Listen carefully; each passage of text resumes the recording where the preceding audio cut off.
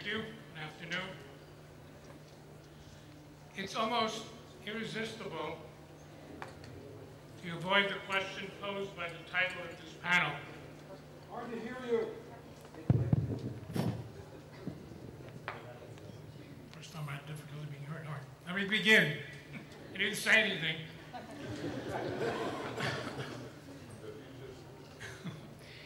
It is almost irresistible to avoid the question posed by the title of this panel when it comes to the issue of de-legitimization of Israel. Perhaps the fascination with the issue of responsibility stems from our desire to better understand the question which has haunted us as a people for millennia. Why us? Why are we treated differently from all other peoples, all other nations? What other country, what other people have their legitimacy so challenged, so scrutinized, so criticized, so attacked? What other nation, after 60 years of existence, has even its choice and decision of capital questions and challenged by even its most favorite ally? Of course, it's basic human nature to want to find explanations for the things that affect us, particularly when we care deeply about the subject. Yet I believe that dwelling on the question of who is to blame for that doesn't really serve us well. Trying to reason out whose fault it is might be that Israel is in the crosshairs of global attempts to isolate it from the community of nations, distracts us from seeing the real nature of our dilemma. It takes on the trappings of a sanitized academic debate, and it offers us an almost clinical distance from the disturbing reality of Israel's predicament. It leads us into the discussion our enemies want us to be having, not one of our choosing. And by allowing ourselves to engage in that conversation, we in some ways legitimize the de-legitimizers. Posing the question of fault for the global campaign to delegitimize Israel can lead dangerously into the thinking that if only if we, the Jewish people, only if the state of Israel didn't do this or didn't do that, if only we didn't work so hard to maintain the character, the nation state of the Jewish people, there would be no campaign against her. My preferred starting point for understanding where responsibility for the efforts to delegitimize Israel lies is to focus on what Israel has been dealing with from the very beginning of its creation as the Jewish state. And it is Arab rejection. Arab rejection in 47 and 48.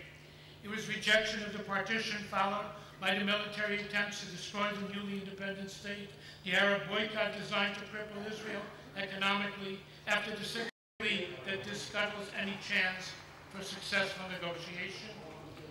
Third, the newest approach is bringing to the UN a unilateral declaration of a Palestinian state. The one sure outcome of such a step is that the conflict would continue and the Palestinians would be no closer toward making necessary leap of accepting the legitimacy of the Jewish state. In his recent New York Times op-ed, Abu Mazen left no doubt about the intentions to maintain the conflict by explaining that the UN recognition of a Palestinian state would, quote, pave the way for the internationalization of the conflict as a legal matter, not only a political one, end quote, pave the way for the Palestinians to pursue claims against Israel with the United Nations, human rights treaties, and the International Court of Justice. If international bodies or governments lend support to any of these three approaches, they will guarantee the Palestinians will continue to live with their illusion that eventually, if they simply persist with their claims, they will succeed in making the Jewish state of Israel disappear. I do not want to suggest for a moment that there shouldn't be serious examination and reflection of what Israel and global Jewish community can and should be doing differently or better to counteract the current manifestation of the decade-old effort to reject Israel's legitimacy. In fact, the willingness and ability to do so and to make necessary adjustments has been one of Israel's great strengths and a key not only to its survival, but to its remarkable ability to thrive and flourish in the face of extraordinary adversity. But until there are clear and ambiguous signs from the Palestinians that they are prepared for the end of conflict and to acknowledge Israel as a Jewish state, we should view de-legitimization as the same sheep in old clothing. De-legitimization is a fancy name for the rejection. We should not continue to dignify it by giving it prominence, significance, and importance and strategic value. It is rejection, rejection of the basic issue of Jewish existence as a people in its own national homeland. And we should deal with it as we have in the past decades. And it is no more and no less.